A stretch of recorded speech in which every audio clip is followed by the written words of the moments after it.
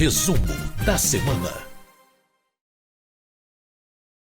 Essa semana, depois da volta das eleições, mais uma semana, foi repleta de discussões e votações no plenário da Câmara dos Deputados. E quem vai trazer algumas dessas votações para a gente é a jornalista Ana Raquel Macedo, editora-chefe da Rádio Câmara. Oi, Ana, tudo bem com você? Tudo bom, Márcio Aquiles Sardi? Tudo certinho. Pois é, uma semana bastante movimentada na Câmara, não é, Ana Raquel Macedo? Dezenas de proposições aprovadas, medidas provisórias, projetos, até mesmo uma PEC, e entre outras. Quais seriam os destaques dessa semana de votações, Ana? Pois é, Márcio, a gente teve uma semana aí com muitas votações, com sessões começando já na segunda-feira, portanto, votações na segunda, terça, quarta e quinta na Câmara. Ao todo foram 15 proposições aprovadas, e aí, como você mesmo destacou, entre projetos, medidas provisórias, propostas de emenda à Constituição, requerimento, acordos internacionais, código, foi realmente uma quantidade bastante significativa e muito variada. Vou fazer o seguinte, eu vou destacar algumas dessas propostas aqui aprovadas nessa semana pela Câmara dos Deputados e depois, num outro episódio aqui do resumo da semana, eu detalho outras, para a gente poder conversar com mais calma sobre cada uma delas, Márcio.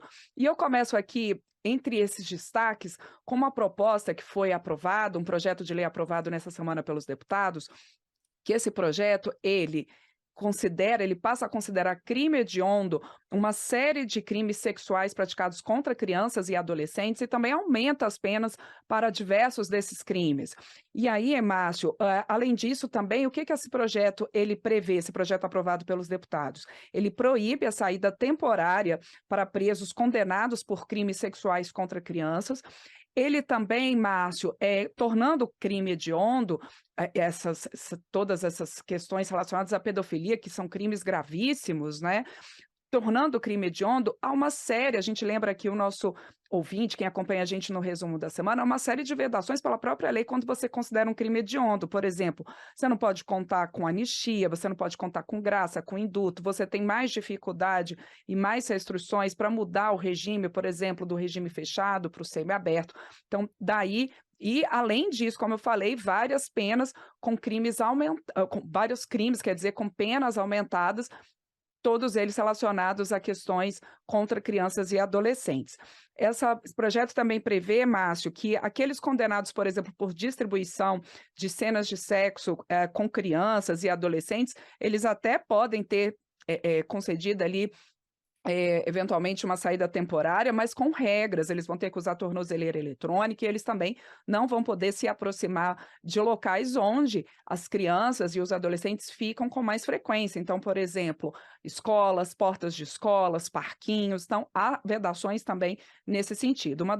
As autoras desse projeto, o deputado Paulo Freire, a deputada Clarissa Garotinho, o relator, o deputado Charles Evangelista, e aí foi um projeto, de fato, muito comentado no plenário, muitos deputados falando da importância de você, Márcio, cada vez mais combater a pedofilia e esses crimes sexuais que são tão graves contra crianças e adolescentes. E alguns deputados falando da importância de você endurecer a legislação penal e também de você ter trabalhado em outras frentes, políticas públicas que fortaleçam esse combate aos crimes sexuais contra crianças e adolescentes. Essa proposta, Márcio, ainda tem que passar agora pelo Senado. Bom, e além dessa matéria de extrema importância, também foi aprovado em plenário o Código de Defesa do Contribuinte. Do que se trata essa matéria, Ana?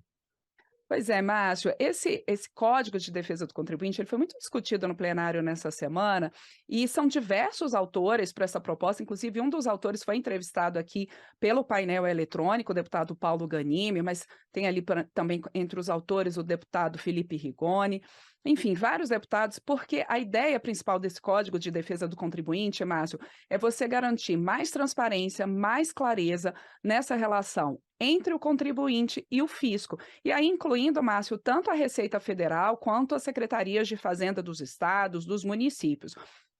Então, além de mais clareza, de mais transparência, do contribuinte entender melhor o motivo de uma autuação, além disso, esse projeto ele prevê que o contribuinte ele possa, por exemplo, recorrer de uma decisão administrativa relacionada à cobrança de impostos e que nessa decisão administrativa ali, quando tiver nessa segunda instância, digamos assim, na hora que ele estiver ali recorrendo, se houver um empate entre dar ou não um benefício ao contribuinte nessa instância administrativa de análise, então, desse recurso do contribuinte, sempre vai haver, havendo empate, decide-se, então, por mais benefício ao contribuinte. Também prevê esse Código de Defesa que aquele contribuinte que voluntariamente ele admitir ali uma dívida com o fisco e voluntariamente pagar, que ele tem a possibilidade de desconto de até 60% nesse imposto devido. Também prevê, Márcio, que você, por exemplo, no caso de grupos econômicos que tenham empresas ali com CNPJs diferentes dentro de um mesmo grupo econômico, se uma dessas empresas for autuada, que as outras pertencentes ao grupo econômico não sejam também envolvidas nessa autuação.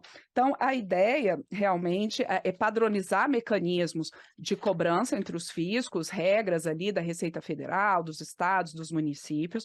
O relator, o deputado Pedro Paulo, do PSD do Rio de Janeiro, ele foi nessa linha, que a ideia realmente dessa proposta é dar um equilíbrio maior entre a relação do contribuinte e do fisco. Agora, Márcio, não foi uma unanimidade, não. Alguns deputados colocaram algumas ressalvas e algumas preocupações em relação a esse Código de Defesa do Contribuinte, embora ele tenha sido aprovado ali pela maioria do plenário. Por exemplo, o deputado Rogério Correia, do PT de Minas Gerais, ele colocou que essa possibilidade, por exemplo, de haver um recurso a uma atuação e dando ali um empate na decisão administrativa que seja sempre em benefício do contribuinte. Ele acha que isso talvez possa ter um problema com aqueles devedores contumazes, aqueles que estão sempre devendo ao fisco.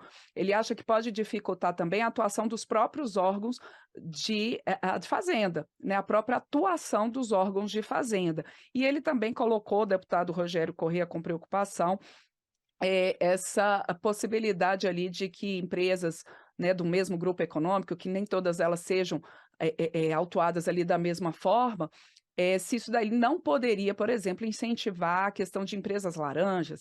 Então, foram colocadas essas preocupações, Márcio, em plenário, mas, como eu disse, a maioria dos deputados foi favorável e muitos deles colocando bem fortemente essa questão de que é preciso que haja um equilíbrio maior entre o contribuinte e o fisco. O deputado Paulo Ganimi, quando foi entrevistado aqui pelo painel eletrônico, né, Márcio, ele colocou que a gente tem que partir do pressuposto, na avaliação dele, de que o contribuinte, ele age de boa fé e que, se eventualmente há ali uma autuação e alguma questão, que ele tenha condições de fazer a sua defesa com clareza, com transparência, partindo sempre desse pressuposto de que ele age de boa fé.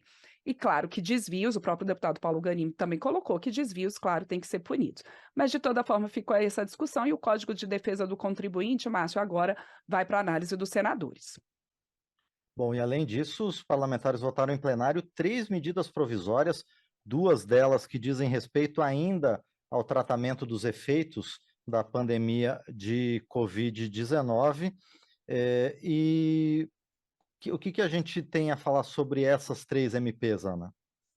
Exato, Márcio. Essas 3 medidas provisórias aprovadas pelos deputados nessa semana, elas estavam ali com prazo de votação bem curtinho, já próximo do vencimento, e, portanto, elas foram votadas não apenas pelos deputados, mas também pelos senadores nessa semana. Portanto, já os textos das 3 medidas provisórias estão ali prontos para poder virar lei. E o que trata cada uma delas? Bom, a medida provisória 1128, ela permite que os bancos e as instituições financeiras possam abater ali do pagamento do imposto aqueles recursos, por exemplo, de dívidas que não tenham sido pagas há mais de 90 dias, que estejam em atraso há mais de 90 dias, ou, por exemplo, dívidas de empresas que estejam em recuperação judicial ou em processo de falência. Então, que esse dinheiro que os bancos e as instituições financeiras não vão receber, que eles possam, né, que essas instituições possam, então, deduzir do imposto que elas têm a pagar.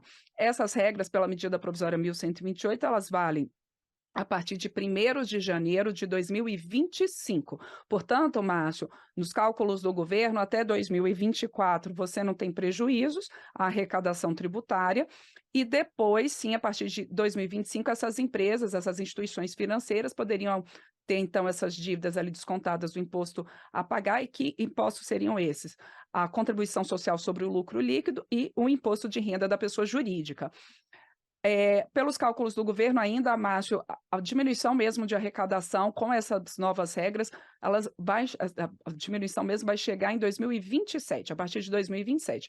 Mas tanto o relator, o deputado Silvio Costa Filho, do Republicano de Pernambuco, e a própria justificativa do governo é de que, sim, há ali em 2027 esse cenário ali de diminuição de arrecadação. Por outro lado, essas novas regras na avaliação do relator, elas podem trazer mais concorrência, diminuição dos juros, movimentação da economia, então, no fim, pode ali haver um equilíbrio, apesar dessa diminuição da arrecadação. Mas houve críticas, Márcio, a essa medida provisória, apesar dela ter sido aprovada, mas parlamentares de oposição ao atual governo falaram, por exemplo, que os bancos já contam com muitos benefícios, as instituições financeiras contam com muitos benefícios, então não haveria necessidade de mais um benefício nesse sentido. De toda forma, a maioria de deputados e também os senadores aprovaram essa medida provisória 1128. As outras duas medidas provisórias aprovadas têm a ver com a pandemia, como você mesmo destacou, que são a medida provisória 1129 e 1130. A 1129, Márcio, ela prorroga a vigência do Plano Nacional de Cultura.